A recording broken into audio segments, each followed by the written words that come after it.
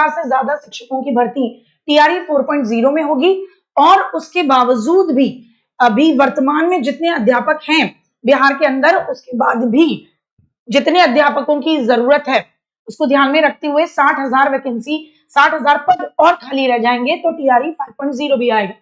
तो यहाँ देखिए करीब 60,000 पद रिक्त रह जाएंगे, क्योंकि वर्तमान में आपके पास जो मौजूदा स्कूल हैं उनके अंदर 5,65,000 टीचर कार्यरत हैं, जबकि जरूरत 7 लाख शिक्षकों की है।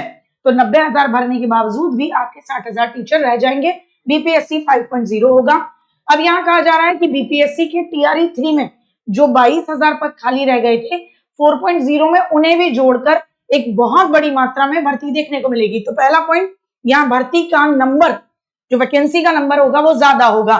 लेकिन यहाँ 3 चीजें स्पष्ट की गई हैं। पहला, पेपर जो है वो पहले के मुकाबले में थोड़ा सा ज्यादा कठिन होगा और कठिनाई लैंग्वेज वाले फील्ड में होगी। जो आपको पता है कि हिंदी और अंग्रेजी वाला जो जस्ट पास करना होता है एरिया, लेकिन वहां पर कठिनाई देखने को मिलेगी, क्योंकि जब बच्चों का जिनका अपॉइंटमेंट हुआ है टीआरई 1, 2 और 3.0 में, उनके जब कभी चेकिंग की गई है तो वो बहुत बेसिक हिंदी लिखना नहीं जानते हैं। तो वहां एक तो थोड़ी सी कठिनाई का लेवल बढ़ाया जाएगा। सबसे ज्यादा वैकेंसीज गणित, विज्ञान, कंप्यूटर और फिजिकल एजुकेशन में रहेगी। और यहाँ बता दूं 120 से 200 छात्रों पर 5 टीचर्स की तैनाती सुनिश्चित की गई है। और सबसे ज्यादा यहाँ कंप्यूटर टीचर की भी रिक्वायरमेंट रहेगी। परीक्षा का सिलेबस पहले की तरह ही 2 भागों में विभाजित रहेगा।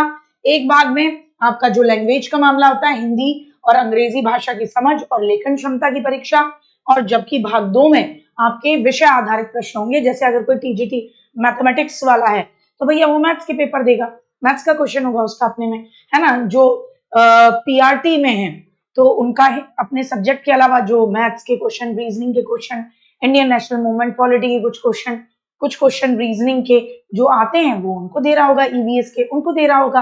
तो पेपर का पैटर्न जो है, पैटर्न में कोई बदलाव नहीं है, पैटर्न वही रखा जाएगा।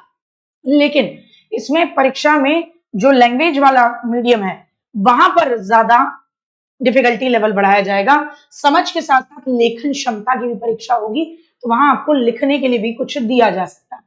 अच्छा, इसके अलावा आपको बता दूं कि जून के अंतिम सप्ताह से आपके आवेदन की क्रिया शुरू हो रही है। अगस्त में परीक्षा हो जाएगी, रिजल्ट आपका सितंबर तक निकल जाएगा।